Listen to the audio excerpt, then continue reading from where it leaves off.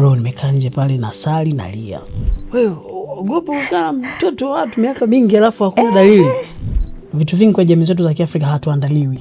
And nobody anakuandaa wewe kuwa mama. Atakuandaa kuwa mke au mume, lakini ile fatherhood hatuandaliwi nayo.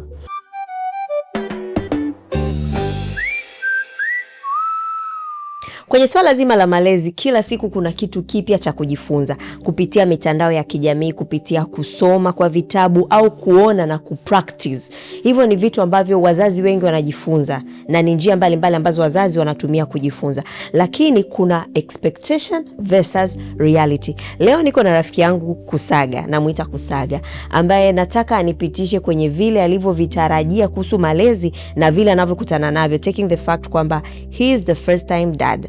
Kwa tutapiga story nyingi and we'll get to hear more from his side. Na hii ni Mtoto Kwanza podcast and this is your favorite auntie, Mandy Nemes.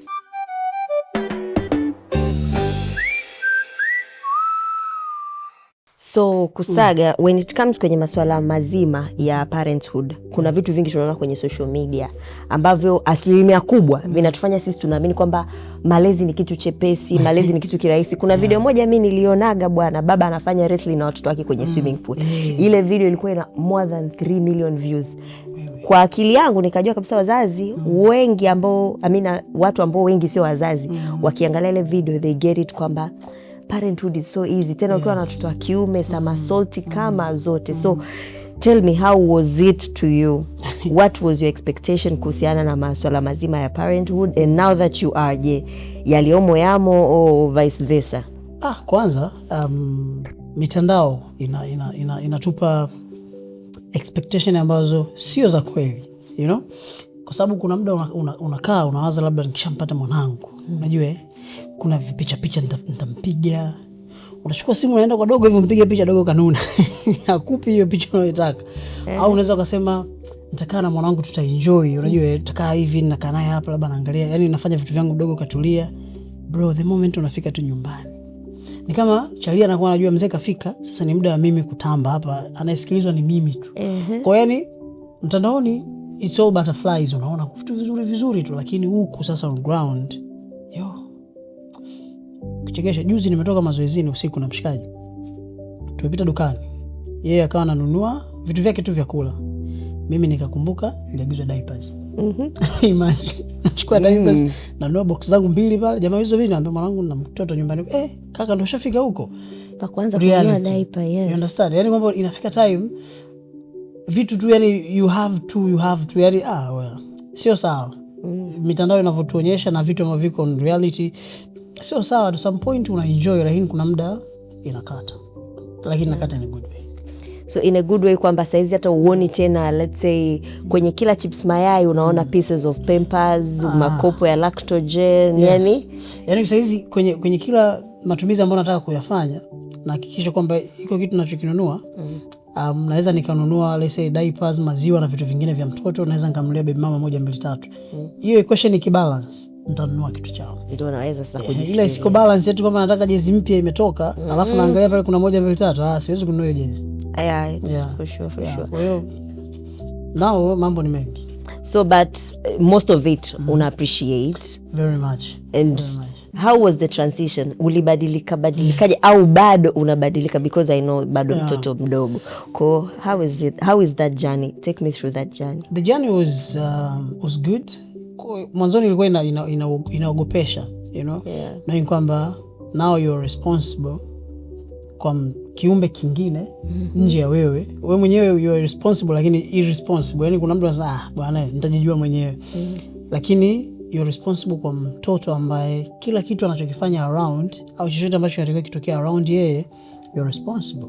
Sawa, unatoka zako kwenye maisha zako, you have to, yani unatakiwa tu urudi nyumbani salama, kwa sababu ukimess up ukapata ajali ukapata nini uko barabarani, haujaribii tu wewe, there's a kid waiting for you at home.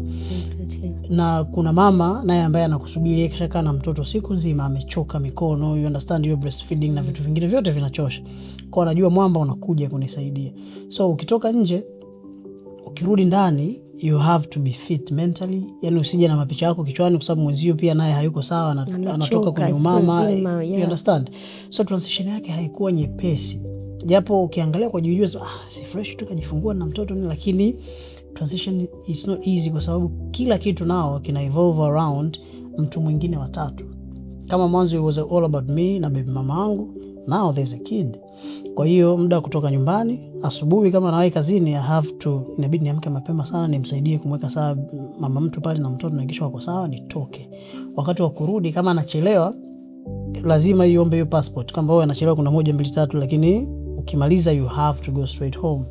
Kwa transition imetokea kwenye habits ndogo ndogo ambazo tuko nazo. Mimi nilikuwa mtu wa kazi sana.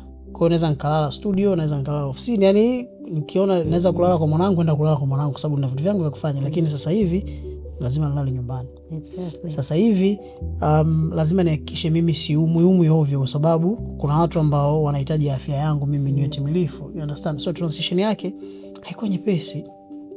I remember my beloved wife wakati yuko hospitali yuko labor, mimi niko nje, unasikia hizo mbilingo za labor huko ndani, bro nimekaa nje pale na sali nalia.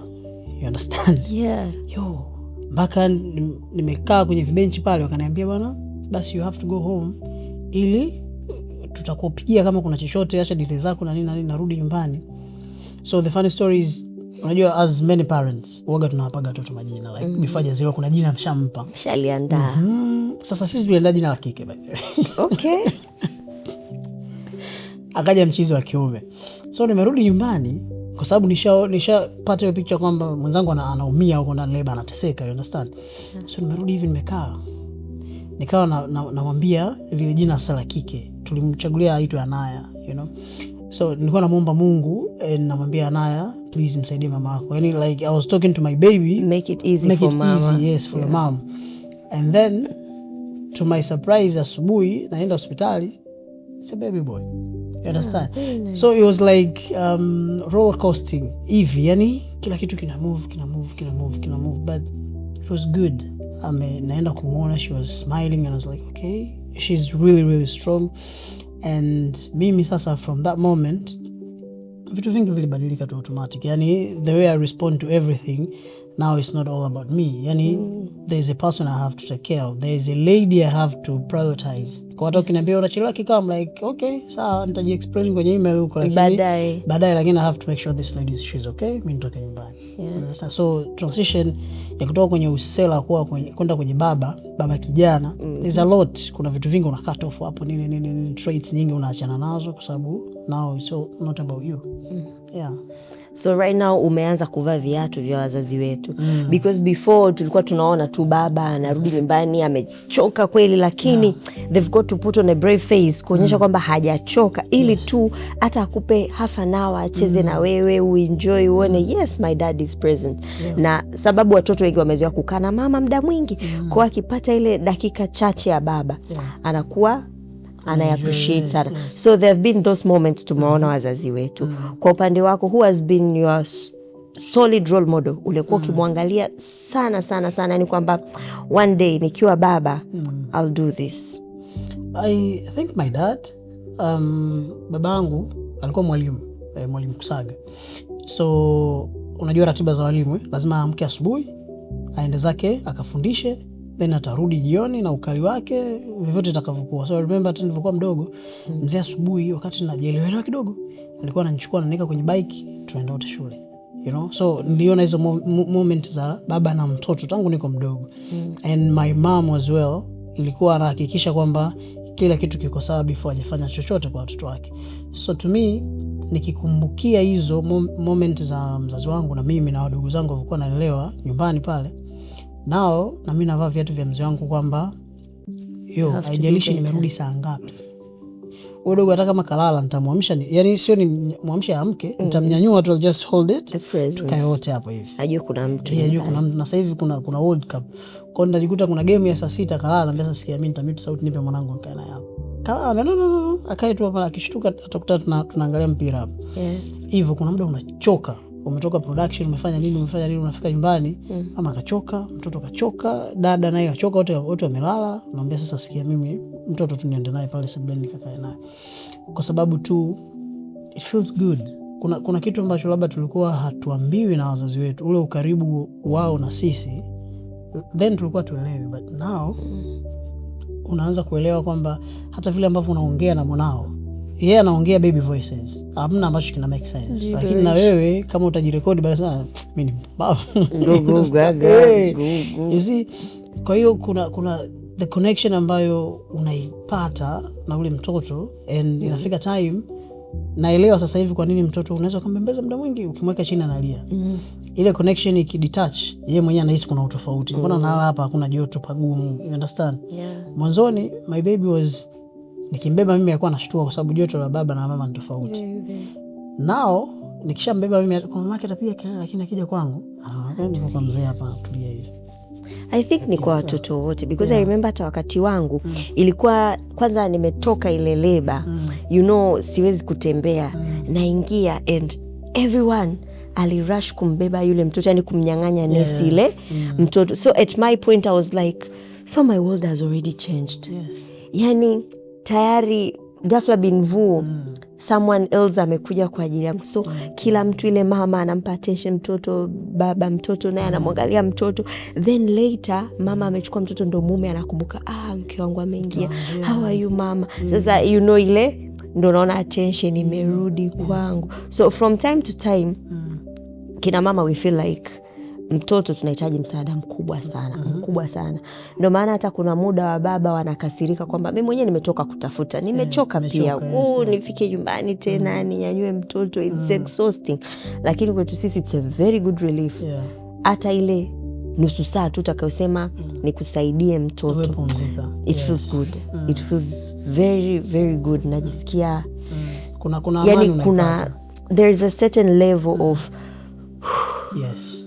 nimeipata, and it makes me feel good kwa sababu uko present, uko pale kunisaidia. So at most point that's something ambayo wengi tuna expect, alafu in reality haipo. So hearing you say that kwamba you are doing it, kwa sababu unajua ambacho mimi nimejifunza pia, na waelewa watu ambao wanakuwa na hasira na wazazi wenzao, like basically wakina mama ambao wanakuwa na hasira na wababa ambao wamezaa nao, kwa sababu all that hustle ya mtoto, aongei chochote anachokitaka yeye atalia, yani kulia ndo lugha yake, na movement zake za tumbo limefanya hivi, yani kuna vitu vingi hauelewi, and then mtu ambaye unategemea ndo msaada wako haupo, you understand? So ile hasira, kwa sababu ni hasira ambayo inatokea kwenye upendo, na hiyo ni hasira mbaya sana. Ni bora hasira ambayo itokee kwenye vitu vingine, lakini mtu ambaye anakupenda afu kuna hasira inanyanyukia hapo, it's bad. Kwa sababu hawezi kumuumiza mtoto, lakini kila kimwangalia mtoto anapata picha yako wewe ambaye sasa hivi haupo. Can you imagine? So ndio maana utakuta, mfano mimi hata nikirudi, ndio mwanzo nilikwambia hata nikirudi saa ngapi nitaambia tu Maria, listen, pumzika. Anaondoka amkambe, wewe mnyonyeshe, mlete hapa, mimi nitapambana. Atalia, wewe assume huyu mtoto sasa hizi hauko naye, just be a lady, enjoy zako maisha. Ni ngumu of course, lakini sasa pia unaona vile ambavyo atakavopumzika, unasema okay, alikuwa anajikaza lakini she really needed this. Kwa hiyo I think kitu kizuri zaidi ni kuwepo pale, yani you have to be there, sio uwepo for the sake of being there, lakini ufanye responsibility zako. Kuna hiki, fanya hiki, it's really good, So for now that you are dad, ni kitu gani ungependa yani umpatie mwanao, like this is the ultimate thing nampatia mwanangu? Like we see watoto wanaraiziwa with confidence, wanajielewa, wanajitambua. What is that one thing ambao unataka kabisa, yani I will instill this kwa mtoto wangu, nitakichochea hichi kitu kwa mtoto wangu? I think mimi nitachochea upendo. It's been my everything kwenye kila kitu ninachokifanya, kwenye kila kazi ninafanya, everywhere I go. Sio kwa sababu I know too much, ni kwa sababu tu nina upendo nao watu. So kwangu mimi najikuta baraka zile za Mungu zinakuwepo tu kwa sababu all I do is love. So kwa mwanangu ambacho nitatamani akibebe kwenye maisha yake yote ni upendo, kwa sababu naweza nikampa all the knowledges, naweza nikampa urithi wowote, kila kitu, lakini kama ana upendo there's nothing anaweza akakifanya. Nice. Watu wataenda kwake kwa sababu ana vitu, hawataenda kwake kwa sababu ana upendo. So it's different. Watu wakija kwako kwa sababu, kwa mfano sisi, mimi na marafiki zangu wote ambao tunakujua wewe, sio kwamba labda mwisho wa mwezi unatupega invoice, hapana. We're with you since the days huko kwa sababu we are invoiceless. Unajua kwa Amanda kuna upendo. Yaani wewe nenda pale na shida zako zote, lakini when it comes to love utapata pale. So kwa mwanangu I think hicho ndo ambacho ndampa. Love. Once you have love, hata wewe nafsi yako inakuwa nyepesi kwa sababu unajua you don't mean chochote kwa mtu yote kibaya. All you do is love. Sasa hiyo love kwa kipande gani tutaangalia financially, emotion na nini, lakini you need to have love. Yeah. Paka sasa you are still new in this journey. Tunaweza tukasema ndo kwanza umeianza. Yeah. Is there one thing that has triggered you kusema I wish nirudi kwenye ubachelor? I would say hakuna ambacho kinanifanya nirudi kwa majuto, lakini if I have to go back ni kwenda kujiandaa kuwa baba bora zaidi ya nilivyo sasa. Like kwa sababu unajua the bad thing ni kwamba vitu vingi kwa jamii zetu za Kiafrika hatuandaliwi. And nobody anakuandaa wewe kuwa mama. Atakuandaa kuwa mke, utaandaliwa kuwa baba familia au mume, lakini ile fatherhood hatuandaliwi nayo. So kuna vitu unakutana navyo hapo ndo utapiga simu, mzee kuna 1 2 3. Mzee atakwambia okay, sasa hapo kuna hivi na hivi na hivi na hivi. Kwa if I have to go back kwenye ubachela wangu ni kujifunza the fatherhood, yani all the knowledge around, kwa sababu unajua kumlea mtoto mdogo, kuhandle na mke ambaye katoka au mpenzi ambaye katoka kujifungua, that is another kind of education ambayo you need to have it. Sasa kama hauna, ukikutana nao by surprise, ndio utajikuta kuna vitu ambavyo mwenzako inawezekana ana struggle, labda maziwa mfano, ana struggle mama atoi maziwa mengi, lakini kama haukuwa na hiyo elimu hapa nyuma utahangaika. Ndio, of course utaanza kuuliza mama, Amanda kuna 1 2 3 tunafanyaje? Relax, tumpe 1 2 3, you see the friends. Lakini if I have like really to go back ni kujifunza on how to be a better father and on the fatherhood phase ya miezi yote, kwa sababu unajua hata kile kipindi cha ujauzito and stuff hakuna mtu anayekuandaa kwamba first trimester itakuwa hivi, second itakuwa hivi, third itakuwa hivi, mpaka atakapojifungua. Vitu vyote tunakutana navyo by surprise. So if I have to go back even a year before ujauzito hajatengenezwa, hiyo miezi michache hapo, nijifunze kila kitu about pregnancy, nijifunze kila kitu about mtoto kuzaliwa, ukuaji and everything. Ili sasa hii pressure ambayo unakutana nayo hapa sasa hivi, kwa sababu sasa ukiingia Instagram utakuta mtu anakuambia mtoto usimbebe hivi, akitoa kunyonya mfanye hivi, mtoto si tumbo likifanya hivi. All of that unakutana nayo, walimu ni wengi sana mtandaoni, you understand? So if I have like to go back ni kwenda kujifunza hii phase niliyopo sasa hivi, so I am ready mentally, najua kabisa kuna 1 2 3. Finance is not an issue, unafanya kazi unapata. Lakini kwa mfano 2 mornings ago dogo aliamka alikuwa anacheua hivi. Sasa mama yake, she's a last born, kwa unajua ma last born. Tunadeka. Yeah, so na yeye akapanic. Mtoto analia like panic. Kwa na yeye kama machozi anakuja. Me was like, relax, it's okay. Unaona uko serious na mtoto was like, relax, it's okay. Sasa yeye mzangu anaona kama mtoto anazidiwa sana. Alafu mimi naambia relax tu hapo. Mzee vipi na relax vipi? Naanzaje? It's impossible. You understand? Yeah. So if like I have to go back, nikujifunza vitu kama hivi vidogo vidogo ambavyo vinaweza vikawa msaada mkubwa sana kwangu, kwa mwanangu na kwa mwenzangu. Understand? Au kwa mwenzangu, kwa mtoto na kwangu, ili niwe najua kwamba kuna 1, kuna 2, kuna 3. Mfano I remember wewe uliniambia lili nije kumuona mtoto whenever mamake akiwa tayari. You understand? Lakini sasa kuna wengine ambao what they do, mtu katoka kujifungua jana, leo mtu kaja. Mtoto hana immune. Shona, mama mwenyewe pia bado she's vulnerable, haelewi, unamlezea watu pressure, mazungumzo na vitu kama hizo.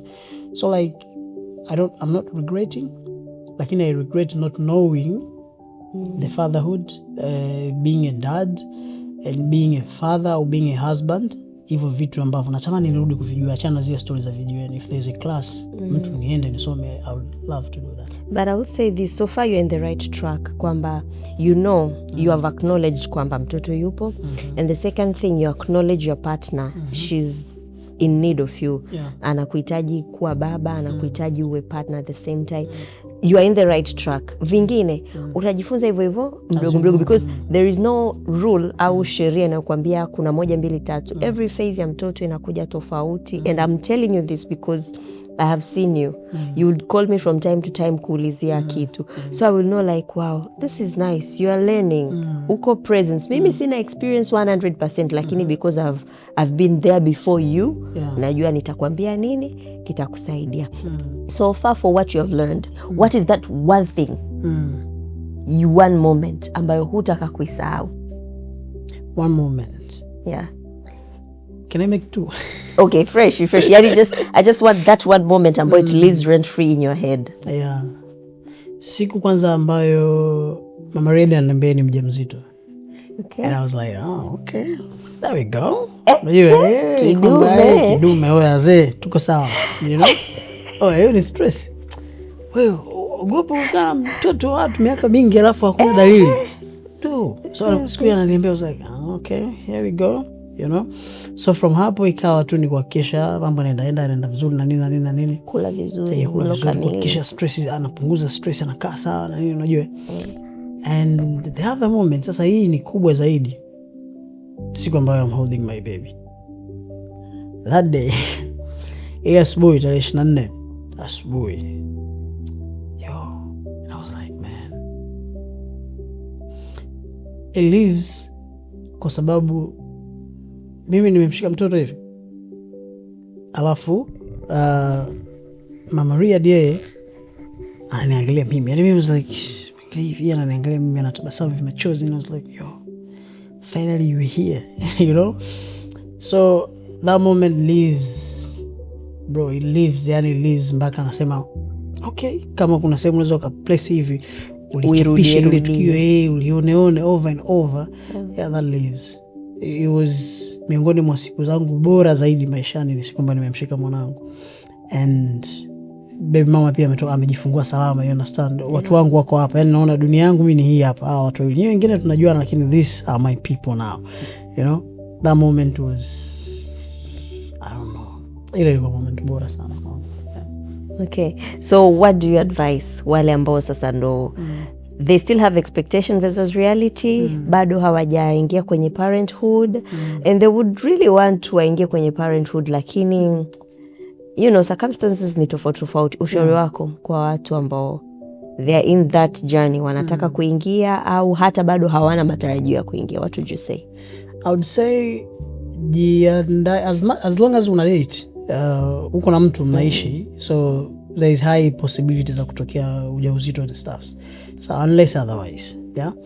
Lakini I think unatakiwa ujiandae mentally, akili yako iwe ishakuwa. Yani achana na miaka yako. Kuna mtu ana 40 something lakini akili yake haijakuwa bado. Yani hawezi kufikiria kama mtu mzima ambaye anaweza kukabidhiwa familia. Kwa hiyo I would say watu wajiandae kiakili.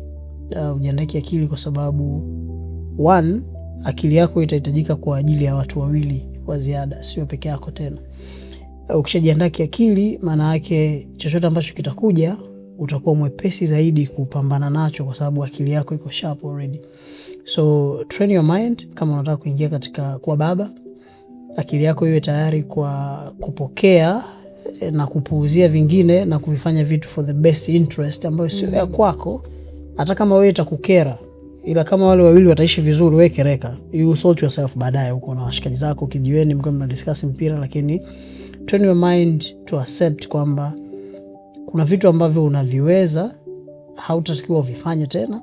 Kuna vitu ambavyo unavipenda ndio itakuwa bye bye, lakini unafanya yote hayo kwa sababu ya maisha ya the greater good. Yes, mtoto wako na mwenzio. So train your mind. Okay, thank you so much. This has been awesome. Nimetembea na wewe kwenye safari yako. I've here na nimeielewa zaidi from your perspective. So what I will call on to people, wale ambao sasa wanatoa different sort of education kuhusiana na fatherhood, parenthood.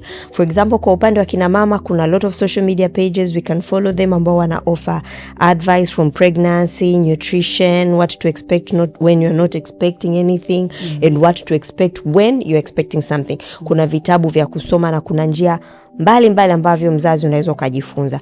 So my call to action ni kwa wale ambao wanaweza sasa kufundisha on the second part like ya fatherhood, of which I feel like it's the most lacking part. Ndio maana unaona kina baba wengi wanashindwa kujiandaa kwa njia iliyo sahihi.